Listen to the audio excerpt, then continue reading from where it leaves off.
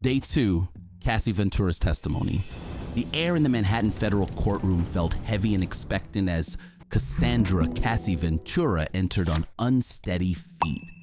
All eyes followed the 38-year-old singer, 8 months pregnant and dressed in a form-fitting maroon maternity dress as she made her way to the witness stand. Sean Diddy Combs, once her boyfriend, now the defendant, sat at the defense table in a light-colored sweater, flanked by his attorneys. He watched intently as Cassie was sworn in, his expression unreadable. A hush fell over the gallery. Even Combs' mother and children in the second row held their breath.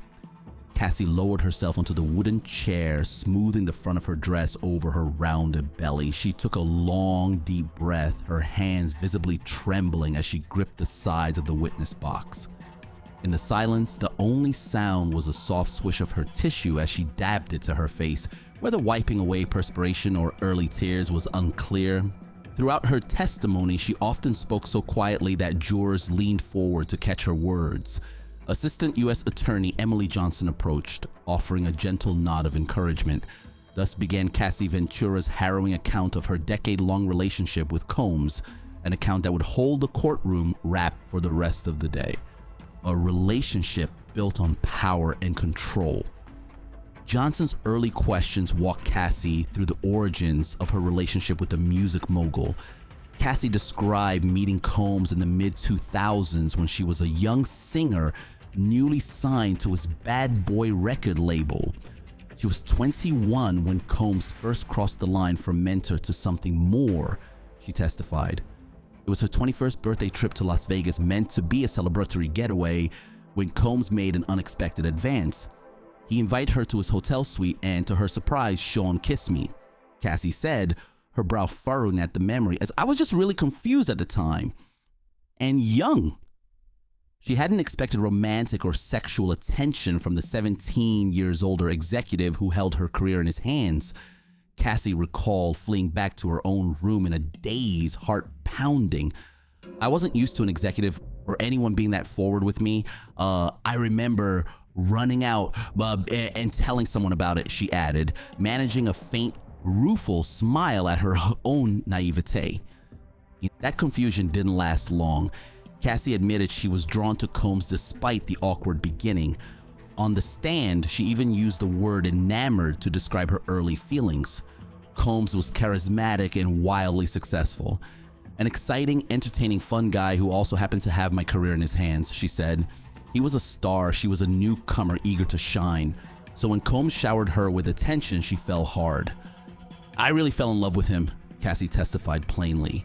Yet, as she would soon learn, loving Sean Combs came with devastating consequences. Prosecutor Johnson guided Cassie next to describe how the relationship developed.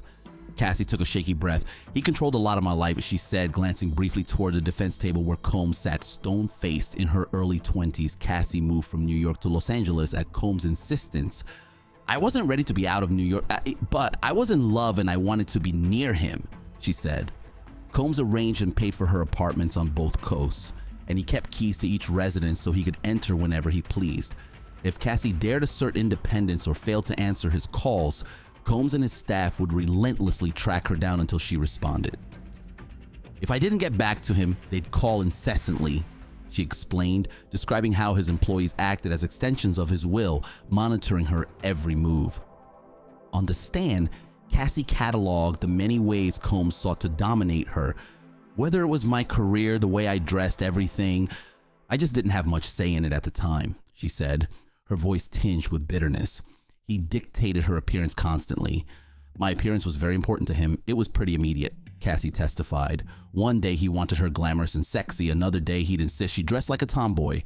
He even criticized her heritage, once telling her she looked too Mexican, a comment that made her feel self-conscious and took a hit on her self-worth. Cassie's long black hair, her clothes, her nails, everything was subject to Combs' approval. He put her on strict exercise regimens to keep her body exactly as he liked and required she always keep her nails painted white. The prosecution elicited testimony about Combs' mercurial temper as well. Cassie's eyes dropped to her lap as she recounted the physical violence that punctuated their relationship. What started as emotional control soon escalated to outright battery. Yes, there were violent arguments, so she said quietly. Usually they resulted in physical abuse, mashing my head, knocking me over, dragging, kicking me. Cassie swallowed hard, describing bruises and injuries that became routine. Usually I would get knots on my forehead, black eyes, bruises all over my body. It just depended. She testified, matter-of-factly. How often did this happen? Cassie's lips pressed into a thin line. Too frequently, she said, her voice barely audible. In one haunting line, she summed up living with Combs' volatility. You make the wrong face, and the next thing I knew, I was getting hit in the face. Even as he inflicted pain, Combs made sure Cassie felt dependent on him. She had signed a 10-album record deal with his label in 2006, but under his control, she released only one album in all those years. At his demand, she constantly worked on new music, hundreds of songs, only for most of them to not see the light of day, languishing unreleased. A lot of the things I did didn't actually come out. Cassie sighed, describing how he kept her busy and under his thumb with these fruitless projects. It was busy work, she said, a way for Combs to occupy her time and assert control. When Cassie displeased Combs, he employed a variety of punishments. Sometimes he would simply withdraw his affection, giving her the cold shoulder. Other times he weaponized material things. He would take the car away, the house, jewelry, Cassie testified. She clarified that Combs' security staff usually carried out these orders. If I wasn't there, it would be a staff member or security who took them. He had gifted her luxury cars, designer jewelry, and paid her rent, but any of it could be snatched away on a whim. The physical things didn't matter. I just wanted his approval, Cassie said, voice cracking slightly. His approval had become her lifeline. In those moments, she felt utterly powerless. Combs had isolated her from many friends and normal supports. Even her phone or laptop could be confiscated at his order. When asked if anything else had been taken from her, Cassie replied softly, "My self-confidence. This pattern of control was everything. Set the stage for the darkest aspect of their relationship. The orchestrated sexual encounters Combs chillingly nicknamed freakoffs, a dark demand." Cassie shifted uneasily in the witness chair as the questioning turned to the topic that had made headlines in the trial's opening day, the freakoffs. She knew this would require revisiting her most painful, degrading memories. At the prosecutor's prompt, Cassie explained the term. Freakoffs were sexual encounters in which Sean would have me perform for him with an escort or another third-party individual, she testified. In plainer terms, Combs would arrange or encourage drug-fueled group sex sessions where Cassie had intercourse with other men while he watched. Sometimes he filmed it. Sometimes he joined in. Always he was in control. Cassie's initiation into this disturbing world came in 2008 when she was barely 22 years old. At the time, she had been dating Combs for around a year or two. She loved him. She also feared him. When he first brought up the idea of inviting other sexual partners into their relationship, Cassie's stomach dropped. "I just remember my stomach falling to my butt," she said, using a visceral phrase to convey her dread. Just the nervousness and confusion in that moment. Combs was asking her for something she had never imagined, to share their intimate life with strangers for his gratification. Cassie felt cornered. "I felt like I couldn't say no," she testified, her voice breaking. She knew defiance could trigger Combs' rage. He had already threatened her with violence on occasion, and there was another leverage he held, explicit photos and videos. Cassie revealed that Combs had begun recording their sexual encounters, and he implied he'd use those recordings against her if she disobeyed. He effectively blackmailed her with her own shame. Cassie told the jury that Combs had threatened to release humiliating tapes of her with male escorts if she ever tried to leave or refuse him. Faced with that menace, Cassie felt she had no choice. If that's something Sean wanted to happen, that's what was going to happen. There wasn't another way around it, she said of the freakoffs. And so, out of a toxic mix of fear and love, Cassie agreed. "I was confused, nervous, but I also loved him very much," she testified, describing her mindset when she acquiesced to the first session. She thought maybe this was the price of being with Combs, a twisted test of loyalty. In her heart, she desperately hoped that fulfilling his fantasies would make him happy, that maybe he would finally be satisfied and show her the affection she craved. "I was just in love and wanted to make him happy," Cassie said, choking back tears. It was, she admitted, a warped logic born of years of manipulation and emotional abuse. Cassie's recollection of that first freak-off was especially wrenching. It took place at Combs' Los Angeles home sometime in 2008. Combs had invited a male escort to join them, a good-looking stranger whose name Cassie could no longer recall. Under Combs' watch, Cassie was expected to have sex with this man while Combs observed. On the stand, she described how utterly detached she felt during the encounter. To get through it, she turned to drugs. "How many freak-offs did you use drugs at?" the prosecutor asked. Cassie's answer was stark. All of them. She explained that she literally could not bear to participate in these coerced trysts unless she was high. Before that first session, Combs himself offered her a pill, a blue pill stamped with the imprint of a dolphin. It was ecstasy, a drug she had never tried before. Eager to please, Cassie took it. Soon she felt a wave of euphoria and pliant giddiness wash over her.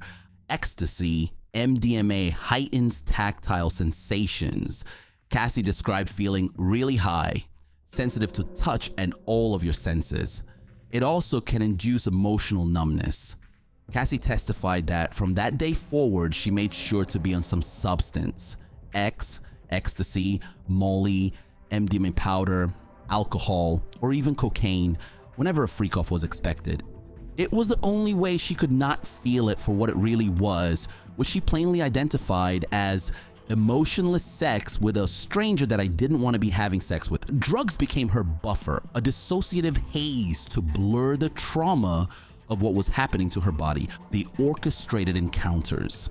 As Cassie continued her testimony, the prosecution drew out the full, horrifying picture of the freak-offs. These weren't occasional flings or consensual explorations. They were carefully orchestrated. Over time, they grew in frequency and depravity until Cassie's life revolved around them. In the courtroom, Cassie identified evidence, a 3-ring binder full of photographs of male escorts. Jurors leaned in as she turned the pages, showing the men Combs had effectively ordered for her like items off a menu. "These are the guys he picked," she said quietly. There were at least half a dozen recurring players, men Cassie knew only by first names or nicknames: Dave, Daniel, Jules, Johnny, and one ominously known as the Punisher.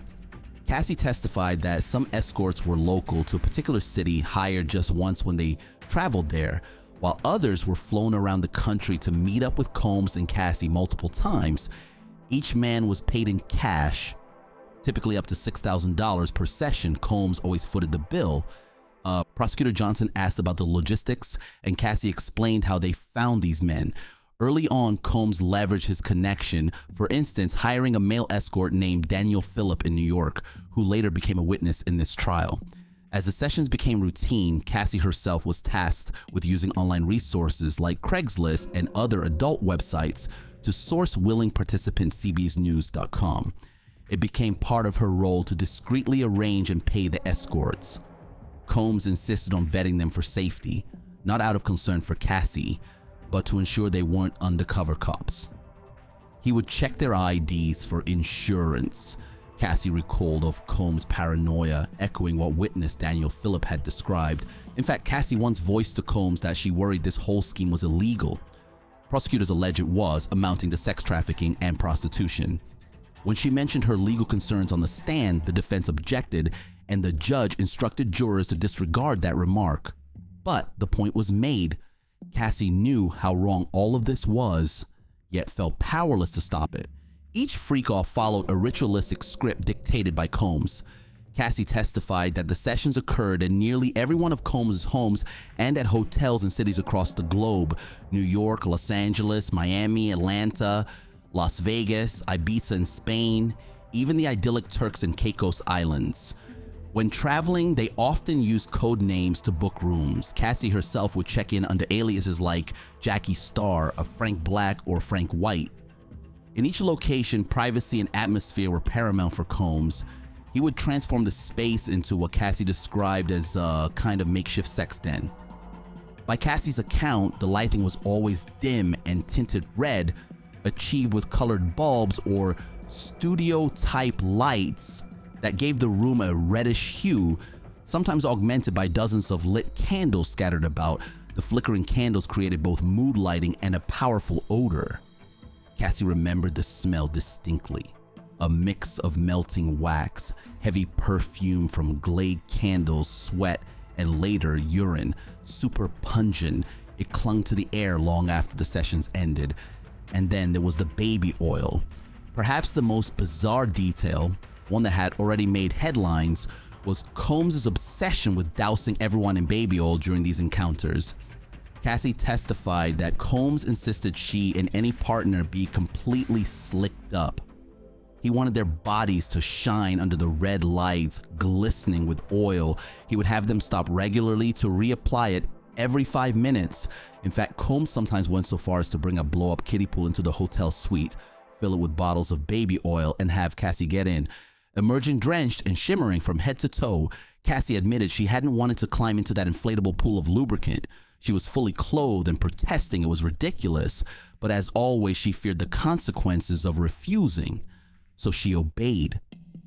Something that Sean wanted to happen, that's what was going to happen, she reiterated. And happen it did, and the government later found stark physical evidence corroborating Cassie's account of the baby oil fetish. Last year, during a raid on Combs' properties, over 1,000 bottles of baby oil were seized from his Miami and Los Angeles homes. Cassie even noted that some hotels charge exorbitant cleaning fees or damages after these sessions. By the end of a freak-off weekend, mattresses, sheets, and carpets would be slick with baby oil and littered with spent candles. It was an utterly messy scene, she said, often requiring professional deep cleaning. But far worse than the setting were the acts themselves. Cassie's testimony grew graphic and deeply uncomfortable as she recounted what actually transpired during these freak-offs. She spoke in the third person at times, the way one might to detach from trauma, describing what participants, meaning herself and the escort, were made to do. Combs' predilections were dark and deviant. He derived pleasure from watching Cassie engage in sex acts that left her feeling disgusting. In a quavering voice, she divulged some of these acts to the court, calling them exactly what they were: disgusting, humiliating, disgusting. One of the most shocking revelations was that urination was often involved. Cassie testified that Combs had a habit of urinating on her during freak-offs.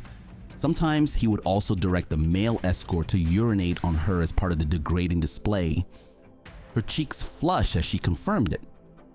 Sometimes Sean, he himself, or an escort would urinate on me, she said, clearly embarrassed even now. I don't want anyone to urinate on me, Cassie added emphatically, making it clear this was entirely his kink, not hers.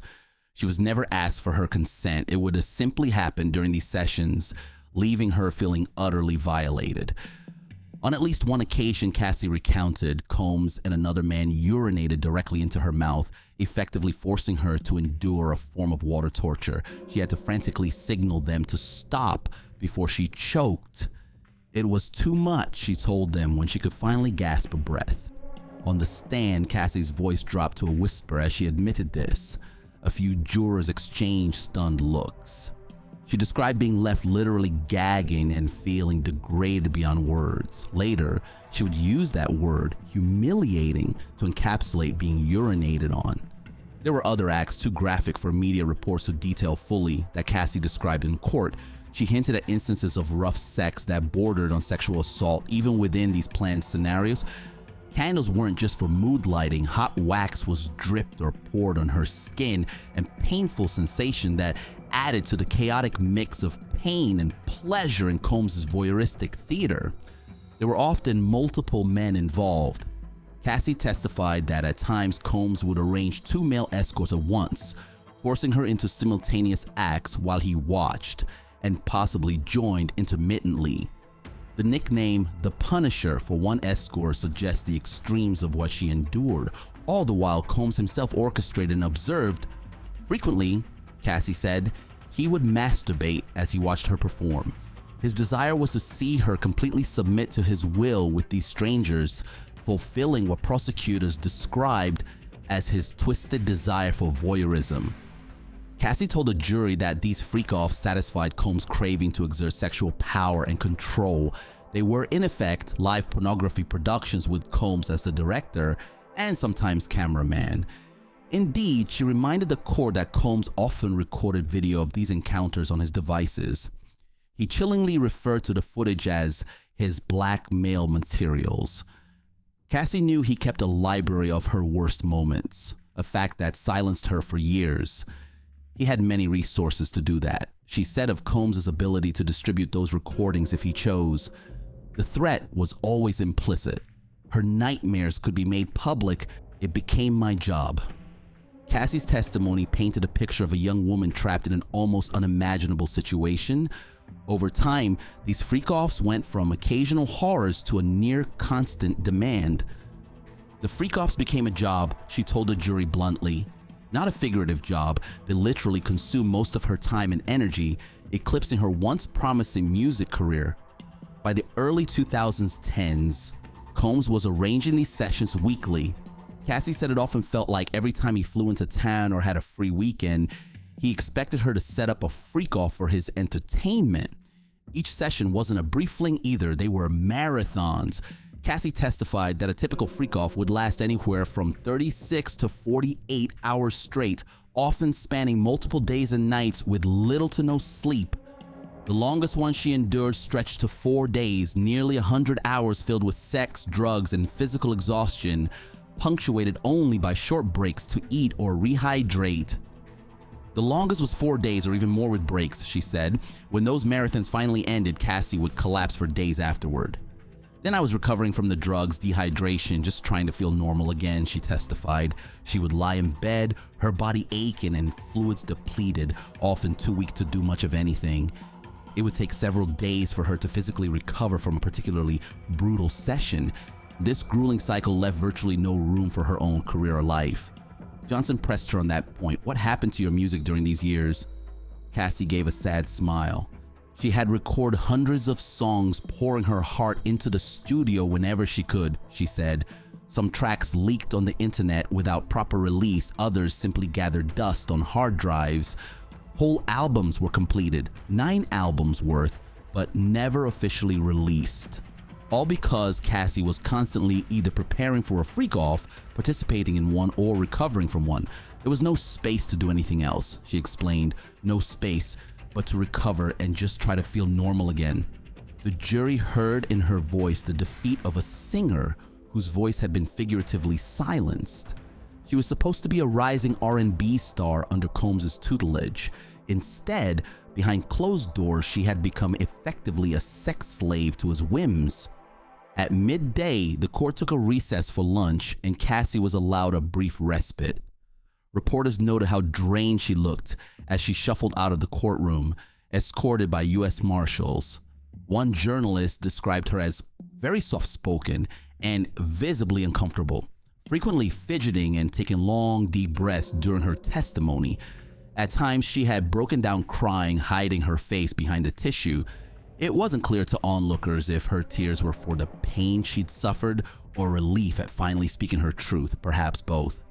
Combs, for his part, sat quietly through the morning, occasionally conferring with his attorneys, but mostly watching Cassie intently.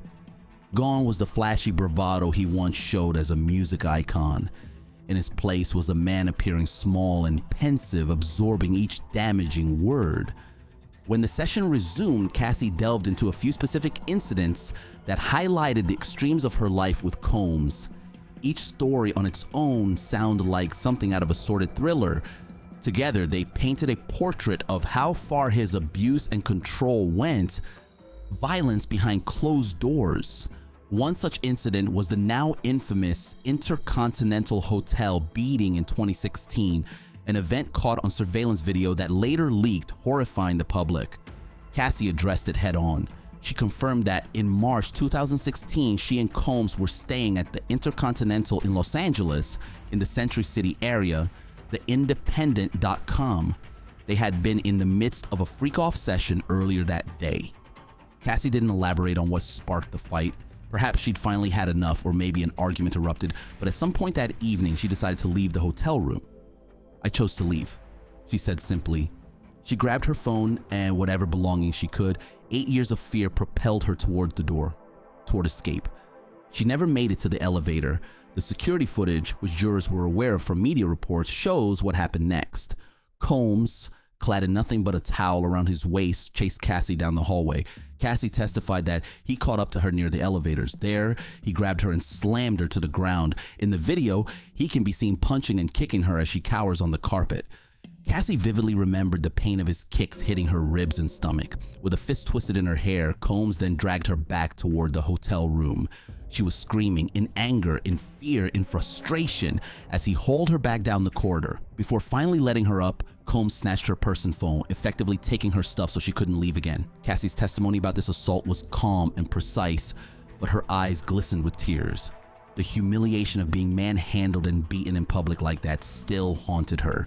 He grabbed me, shoved me to the ground, kicked me, and dragged me back to the room and took my stuff, she repeated slowly for the record. That bombshell clip of Combs attacking Cassie, captured by a hallway camera, was later obtained and released by CNN, going viral in 2024. The world saw a grainy black and white recording of a man many knew as a smiling celebrity brutally assaulting a woman half his size. In court, prosecutors didn't need to replay it. Cassie's own words confirmed its authenticity. She acknowledged the footage had been widely circulated and that reliving it was widely humiliating but necessary. For years, the incident was whispered about in industry circles. Combs had managed to quiet it at the time, paying off the hotel to keep it internal, she suspected. Now it stood as stark, visual proof of the violence she endured. Another incident Cassie recounted took place in New York City, illustrating how Combs' violence and the freakoffs intertwined. She described a night in her Manhattan apartment when a freakoff session turned ugly. One of the regular escorts, Daniel Phillip, was present that evening. Cassie recalled Combs growing enraged over some perceived slight, perhaps jealousy or comment he didn't like. In a flash of rage, Combs grabbed a thick glass liquor bottle and hurled it at Cassie. The bottle shattered near her, and before Cassie could react, Combs was upon her. He yanked her by her hair and dragged her into the bedroom as she screamed in pain and terror. From behind the closed door, Daniel Phillip later testified he heard Cassie's screams and the sounds of a scuffle. On the stand, Cassie confirmed Phillip's account. "He threw a bottle at me and then dragged me by my hair," she said quietly, eyes cast down. But she affirmed that such outbursts were not uncommon. These men saw firsthand that she was not participating willingly in some fun, kinky lifestyle. She was a victim of domestic violence who sometimes clung to the very strangers paid to violate her just for a semblance of comfort. Cassie testified that one night in Los Angeles, they were in the middle of a freak-off at one of Combs' homes when a bodyguard burst in with an alert.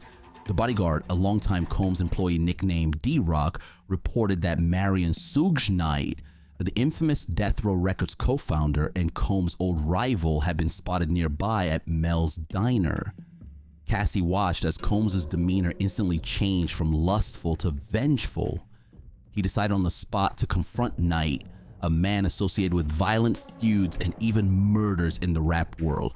Within minutes, Combs and his security team aborted the freak-off and suited up for a possible fight. Cassie recounted with wide eyes how Combs threw on black clothing, tucked a handgun into his waistband, and even handed her a gun. Yes, in his haste, he pressed a firearm into Cassie's hands and told her to carry it in her purse. Cassie could hardly refuse. She was high on psychedelic mushrooms at the time. They'd been part of that session's drugs, and petrified. She slid the cool metal weapon into her handbag, her fingers slick with baby oil residue as they wrapped around it. Combs, Cassie, and a couple of bodyguards then piled into a tinted SUV and sped off into the Los Angeles night, heading for the diner where Knight was supposedly eating. Cassie recalled crying and begging during that frantic drive. "I was screaming, 'Please don't do anything stupid,'" she testified, remembering how she pleaded with Combs not to escalate a war. She was terrified. For him, for their entourage, and for herself, sitting there with a loaded gun she had no idea how to use. In the back seat, with the SUV racing through traffic, Cassie silently prayed the confrontation wouldn't end in bloodshed. At one point, she realized her hands were shaking so badly the gun in her purse rattled against her phone. She was terrified the gun would go off, she said, and kept trying to angle the purse away from everyone, her mind barely processing how a sexual encounter had turned into an armed hunt for a rival. I had no idea why I had it in the first place, Cassie said of the firearm. Always felt like it was a scare tactic. Even in that moment, she suspected Combs handed her the gun partly to test her, to see if she'd literally ride or die for him, and partly to ensure her complicity in whatever violence might ensue. In the end, the potential showdown fizzled. It seemed likely Knight had left, or Combs thought better of making a scene in public. She was just immensely grateful no one got shot that night, but the incident left a deep impression. It was a stark reminder of how Combs' world operated: guns, revenge plots, dangerous games, and he had dragged her into all of it. Cassie's role was not only to satisfy his sexual appetites, but to be a pawn and accessory in his high-stakes feuds. She testified she was sobbing and hysterical when they got back home, still high on mushrooms and clutching that gun with trembling hands.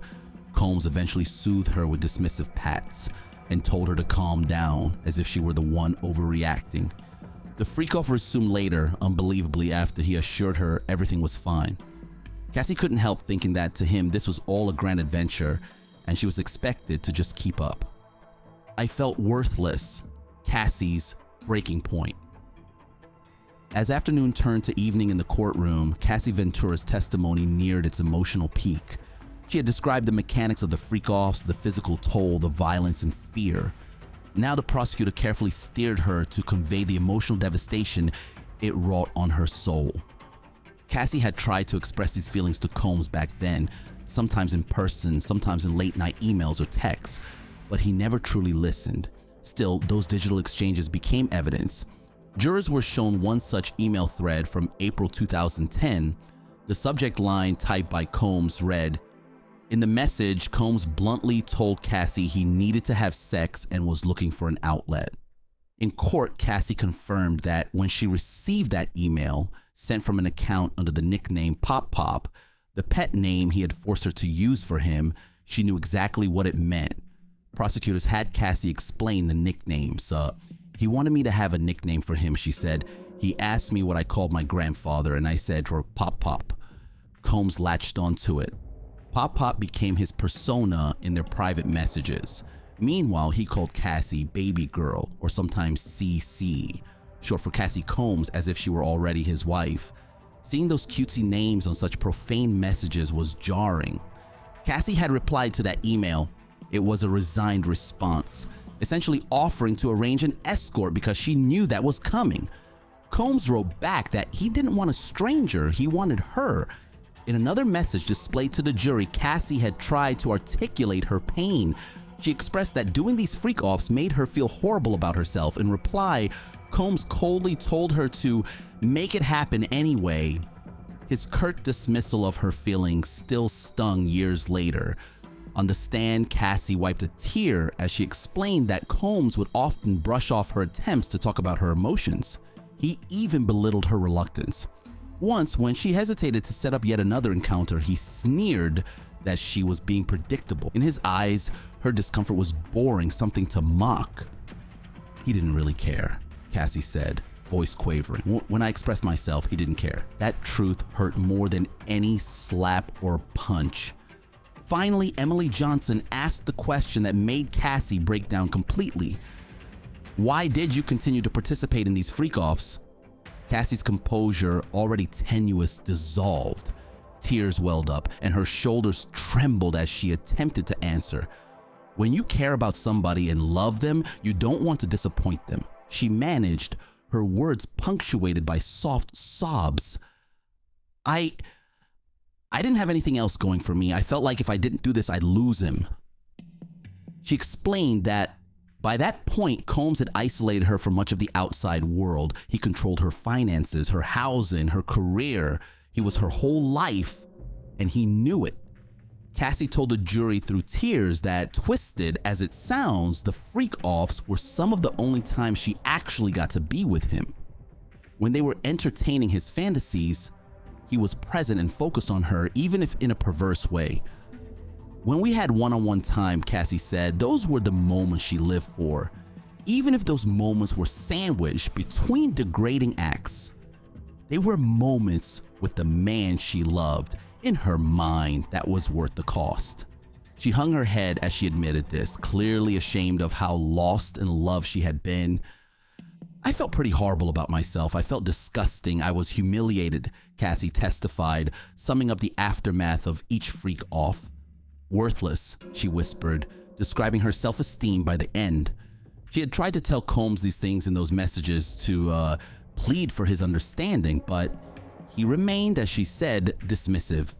Cassie's voice cracked and she openly cried as she continued, "The only reason I even participated was because I loved him. It was the only way to make him happy and spend time with him." Each word was like a weight off her chest, years of pent-up anguish released at last. Across the courtroom, at the defense table, one of Combs' attorneys shifted uncomfortably. Combs himself avoided looking at Cassie during this part of her testimony, instead staring down at the table, jaw clenched. It was hard to tell if he felt any remorse. His expression remained stoic, but his foot tapped rapidly, perhaps the only outward sign of agitation. Cassie described how by 2017 the freak-offs finally stopped. She didn't detail on the stand exactly why, perhaps because she had mustered the courage to leave him for good the following year. It's known from public reports that Cassie left Combs in 2018 and soon after started a new relationship with Alex Fine, now her husband. In court, she simply said the freak-offs ended around 2017 or 2018. She had given a decade of her youth to Sean Combs, and she implied that she barely survived it. As 9 p.m. approached on the courtroom clock, Cassie had been testifying for hours with only short breaks. Her face was streaked with tears and her mascara had smudged at the corners of her eyes. Yet there was also a glimmer of relief in her eyes. She had spoken her truth. Prosecutors gently concluded their direct examination, likely saving some topics, such as a 2018 sexual assault allegation referenced in her prior lawsuit, for the next day. Judge Aaron Subramanian, observing the witness's exhausted state, decided to adjourn for the evening. "Court is in recess until tomorrow morning," the judge announced. The jurors filed out, many casting sympathetic glances at Cassie as they left. Cassie remained on the stand a moment, exhaling a shaky breath. She used both hands to cradle her pregnant belly, almost a subconscious gesture of protection for the new life inside her, so far removed from the nightmare she had been recounting. As the judge stepped down from the bench, Cassie's husband, Alex Fine, who had sat in the gallery all day with concern etched on his face, stood and offered her a small, supportive smile. The defense had objected to his presence earlier, suggesting he might become a witness, but the judge allowed him to stay, a quiet victory for Cassie. Diddy, Sean Combs, rose from his seat, straightening his sweater. For a brief moment, his and Cassie's eyes met across the courtroom. Here they were, former lovers, now adversaries, in a trial that could potentially put Combs behind bars for the rest of his life. Cassie's tears had dried, and she returned his gaze with a firmness that hadn't been there in the morning. Combs broke the stare first, turning away to hug his mother as U.S. Marshals moved to escort him out. Cassie stepped down from the stand. She appeared unsteady, but Emily Johnson was at her side, guiding her gently by the elbow. Shockwaves outside the courtroom. The impact of Cassie Ventura's Day 2 testimony reverberated far beyond the wood-paneled walls of that Manhattan courtroom. By the time court adjourned, news alerts were pinging on phones across the country. Every major media outlet was blaring the shocking details she revealed. Cassie, Diddy's freakoffs lasted 4 days, used 10 bottles of baby oil. Cassie, I felt worthless during orgies mogul forced upon me. Cassie, Combs urinated on me, beat me, controlled my life. The Associated Press ran a piece highlighting her harrowing quotes about violence and degradation. The New York Times and Washington Post published summaries of her testimony, emphasizing how a glamorous celebrity relationship concealed years of alleged abuse and sex trafficking. Legal experts on cable news analyzed her testimony in real time that evening. On CNN, a former federal prosecutor described Cassie's account as one of the most explosive and disturbing testimonies I've ever seen in a celebrity trial.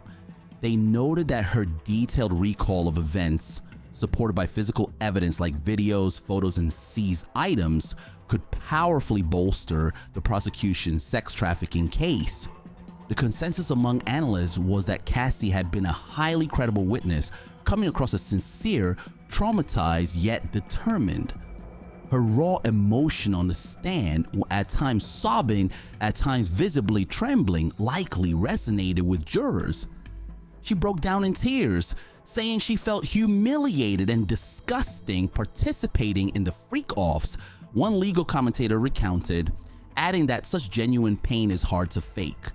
Still, the defense would surely attack her credibility on cross-examination the next day, perhaps arguing she stayed in the relationship for personal gain or that these acts were consensual. But as one expert on Law and Crime Network observed, Cassie preempted that by explaining why she stayed, painting herself not as a gold digger, but as a deeply abused young woman under psychological coercion. Public reaction was swift and intense. As the graphic details spread on social media, many expressed shock and outrage. The hashtag #IStandWithCassie began trending on X, formerly Twitter, by the night's end, with users flooding the platform with messages of support for Ventura and disgust toward Combs. People were horrified by the image of a beloved entertainment mogul stockpiling baby oil and allegedly turning his girlfriend's life into something out of a horror movie. This Cassie testimony is beyond sickening. Proud of her for speaking out, one tweet read, capturing the general sentiment. Advocacy groups for domestic abuse and sexual assault survivors issued statements praising Cassie's courage. Cassie Ventura's testimony lays bare the dynamics of power, control, and fear that trap so many victims. A spokesperson for RAINN, the anti-sexual violence organization, told the media, calling her an inspiration for survivors everywhere. Even some celebrities weighed in. Cassie's story had touched a nerve, reminiscent of the number Me Too revelations that had toppled other powerful men. Tabloids splashed the headline "Diddy's freakoffs exposed," focusing on lurid details like the baby oil pool and the binder of escorts. But more serious outlets emphasized the bravery of Cassie's testimony and the broader context. This was a famous music industry figure finally being held accountable for alleged long-term abuse. Inside legal circles, some marveled at how the case had gotten this far. It was Cassie's 2023 civil lawsuit that originally blew the lid off these allegations, forcing Combs to confront them in court. She had settled that lawsuit quickly, reportedly for a large sum, but the publicity spurred federal prosecutors to pursue a criminal case. Now seeing Cassie on the stand, many realized why Combs' lawyers had seemed so desperate to settle. Her testimony was utterly damning. Former prosecutor Nancy Grace opined on her podcast that Cassie's day on the stand was a prosecutor's dream and a defense attorney's nightmare, given how she both elicited sympathy and provided meticulous detail. By the time Cassie left the courthouse that night, shielded by security and hustled into a black SUV to avoid cameras, her transformation was complete in the public eye. No longer was she just a gorgeous singer often seen on Combs' arm at parties in years past. She was Cassie Ventura, 38, survivor of alleged rape, abuse, and trafficking, now a star witness for justice. In the courtroom thriller unfolding in Manhattan, her testimony was the emotional crux, the moment where the prosecution's narrative came alive in flesh and blood. As she settled into the SUV beside her husband, Cassie allowed herself a moment to exhale. Outside the tinted windows, flashbulbs popped and reporters shouted her name into the dark, but their words were inaudible. Inside, it was quiet. Cassie closed her eyes, letting the day's weight slowly drain from her. She had done it. She had faced Pop Pop and told the world what he did to her. Though the trial was far from over, Cassie had reclaimed her voice, and in that silence, broken only by the hum of the engine as the car pulled away, Cassie Ventura gently placed a hand over her unborn child and wept. They were tears of sorrow for all she had lost and tears of relief for what she had finally won, the truth set free.